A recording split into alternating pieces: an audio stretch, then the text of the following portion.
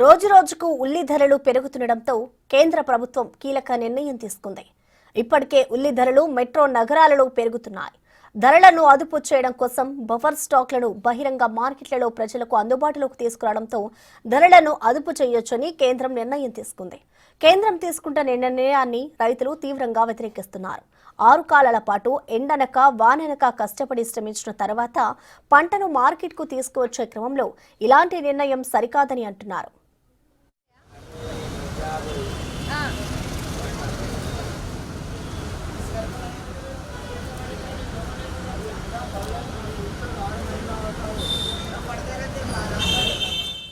గతంలో మన దేశం నుంచి ఉల్లి ఇతర దేశాలకు వెళ్లాలంటే 40% ముందుగా ట్యాక్స్ విధించి సరఫరా చేయాలనే నిబంధన ఉందన్నారు.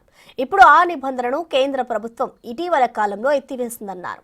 ఎన్ని ప్రభుత్వాలు మారినా రైతు బతుకులు మారడం లేదని, రైతుకు గిట్టుబాటు ధర లేక ఆత్మహత్యలే శరణ్యమని వాపోతున్నారు.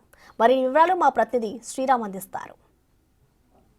రోజు రోజుకి ఉల్లి ధరలు ఆకాశాన్ని అంటుతున్నాయనేటటువంటి నేపథ్యంలోనే కేంద్ర ప్రభుత్వము కీలకమైనటువంటి నిర్ణయం తీసుకుంది. మనం చూసేటటువంటి ఉల్లి ఏదైతే ఉందో మహారాష్ట్ర తర్వాత కర్నూలు సంబంధించినటువంటి ఉల్లికి మార్కెట్లో చాలా వాల్యూ ఉంటుంది. అయితే ఈ ఉల్లిని మనం చూస్తున్నాం కదా, మహారాష్ట్ర తర్వాత కర్నూలు సంబంధించిన పరిసర ప్రాంతాల్లో పండే ఉల్లి దేశవ్యాప్తంగా కూడా మంచి పేరు ప్రఖ్యాతులు కలిగింది. అయితే గతంలో కేంద్రంలో ఉండేటటువంటి ప్రభుత్వాన్ని మనం చూసాము.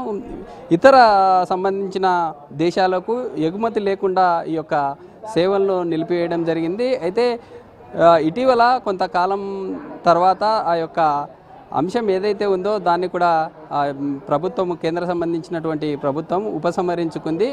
గతంలో ఇతర దేశాలకు ఈ యొక్క ఉల్లిని ఎగుమతి చేయకుండా కేంద్ర ప్రభుత్వం తీసుకున్నటువంటి నిర్ణయం ఏదైతే ఉందో ఆ నిర్ణయము దాన్ని రీబ్యాక్ చేసుకోవడం జరిగింది. అయితే ఈ ఉల్లి సంబంధించినటువంటి పంటకు సంబంధించి మనతో కొంతమంది రైతులు ఉన్నారు, వారితో మాట్లాడదాం. పెద్దయినా చెప్పండి, మీరు ఎక్కడి నుంచి వచ్చారు? ఎకరాకి ఎంత పండుతుంది పెద్దయినా? ఎకరాకు 160-80 ప్యాకెట్లు అవుతాయి అంతే.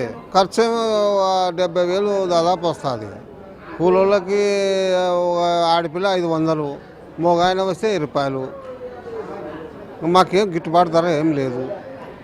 ఒక పండించినది పంటలు రావు, తెగుళ్ళు ఎక్కువ, పంటలు బాగా రావు. మా ఈ మార్కెట్లో ఎక్కువ వస్తే బయటనేమి వేయాలి ఉంది, ఇక్కడికి వస్తే మార్కెట్లో వాళ్ళు ఇష్టం వచ్చినట్టు కొంటారు సరుకు. మాకైతే ఎవరు చెప్పుకోండి, ఇంకా మాకెవరు లేరు ఆస్కారం. మార్కెట్లో మరి కొంతమంది రైతులు ఉన్నారు, వారితో కూడా మాట్లాడదాం. అన్న చెప్పండి, ఎక్కడి నుంచి వచ్చారు?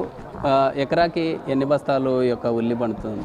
ఎకరాకు వచ్చేసి మేము వేసిన ఎకరాలు అంటే ఇంతకొంది ఎకరాకు వచ్చేసి 300 ప్యాకెట్లు అవుతుండే.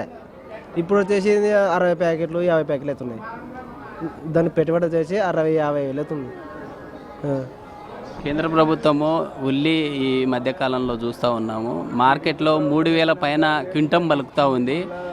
ధరలు పెరుగుతూ ఉన్నాయని కేంద్ర ప్రభుత్వం ధరలు నియంత్రిస్తాము అని చెప్పి ఈ యొక్క ఉండే గోడౌన్ల నుంచి ఉల్లిని బయటికి తీసుకొస్తామంటుంది. రైతులు నష్టపోయే ఛాన్స్ ఉంటుందా? నష్టపోవాల్సింది తప్పదంగా. ఇప్పుడు ఆయన వాళ్ళు తెప్పిస్తూ ఉంటున్నాడు కదా, నష్టపోవాల్సిందే కదా. మాకు పండేది ఇటు వరకు ఉన్నాయి, మరి దీంట్లో వాళ్ళు ఇంకా తెప్పిస్తే మాకు ఇంకేముంది, ఇంకా గిట్టుబాటు ధర ఏముంటుంది. మాకు ఇంత పెట్టుబడి పెట్టుకొని మాకు ఇంత ఒక మంచికి వచ్చేసి 800 కూలీ అయ్యి పెళ్ళట్లా పడుతున్నాయి. వాళ్ళకి ఇచ్చి కూడా మేమేం చేయాలా? ఇప్పుడు వాళ్ళు తెప్పిస్తే మా పరిస్థితి ఇట్టుంది. మరి అన్నా, మనది నేను ఒక ఎకరా ఉల్లిగడ్డ నాటింటిని. ఒక ఎకరకు వచ్చేసి 300 ప్యాకెట్లు అవుతున్నాయి మనవి. అది మనం నార కొననీకే కానీ ఒక 4,000-5,000 పెట్టాలా. వాళ్ళ ఉల్లు నాట్లేనికే 30,000 పెట్టాలా. ఈరోజు ఉల్లిగడ్డ కోయనీకే 28,000. ఈరోజు ఉల్లిగడ్డ కోయనీకి 28,000. 28,000 అంటే నావి వచ్చేసి 70 ప్యాకెట్లేనాయి. ఒక ఎకరాలో వచ్చేసి 300 ప్యాకెట్లు ఎక్కడ, 70 ప్యాకెట్లు ఎక్కడ. అది ఇప్పుడు మీరు అక్కడ అది ఎక్స్పోర్ట్ బంద్ చేస్తున్నారు అది ఇది అంటే మనకి ఇప్పుడు రైతు నష్టపోనికనేనా? ఇప్పుడు మాకు ఏంది, మాకు ఆట బాడిగల వల్ల వచ్చేసి ఏంది, మా రైతులం వచ్చేసి పురుగుల మందు తాగి చనిపోవాల్సింది వస్తుంది మాకు పరిస్థితులు. దేశాలకు ఎగుమతులు ఏవైతే ఉన్నాయో 40% ట్యాక్స్ను పే చేసిన తర్వాతనే ఈ యొక్క ఉల్లిని ఇతర దేశాలకు ఎగుమతి చేసేవారు. అయితే ఆ యొక్క నిబంధనను ఉపసంహరించుకుంది. ఇటీవల మనం చూస్తూ ఉన్నాం ఈ ధరలు 10 రోజులుగా మెట్రో సంబంధించినటువంటి నగరాల్లో పెరుగుతుందనేటటువంటి నిబంధనతో కేంద్రం బఫర్ స్టాక్గా ఉన్నటువంటి ఉల్లి గోడౌన్లో ఉండేటటువంటి ఉల్లిని బయటికి తెస్తామని చెప్తా ఉంది. రైతులు ఏమనుకుంటున్నారనే అంశానికి సంబంధించి మనతో రైతులు ఉన్నారు. అన్న చెప్పండి, ఎన్ని ఎకరాలు పంట వేశారు, పంటలు ఎలా ఉన్నాయి? నేనైతే ఎకరన్నర వేసిన, ఎకర 40 సెంట్లు. ఎకరం వచ్చేసి 60,000 నుంచి 80,000 వరకు పెట్టుబడి వస్తుంది.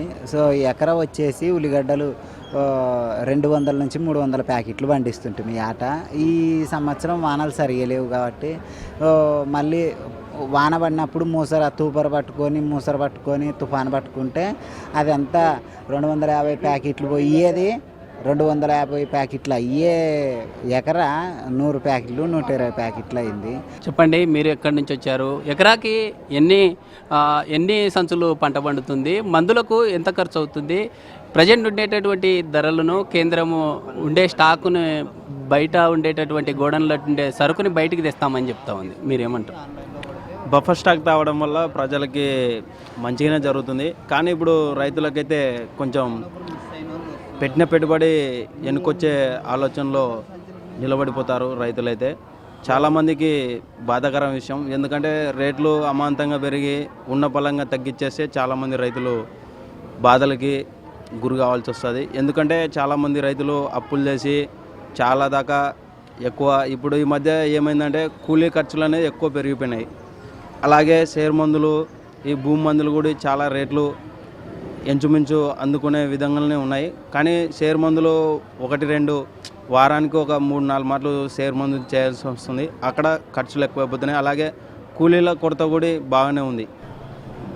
ఇది 6 కాలాల పాటు పండించినటువంటి పంటకు సరైనటువంటి గిట్టుబాటు ధరలు కావచ్చు, పంటకుండే ఆ యొక్క చీడ సంబంధించినటువంటి వాటి నుండి కూడా కాపాడుకొని వాటిని మార్కెట్కి తీసుకొని వస్తే ఈ మధ్య కాలంలోనే ఉన్నటువంటి ధరలు ఏవైతే ఉన్నాయో ఆ ధరలు హర్షించదగ్గ విషయంగానే భావిస్తున్నాం.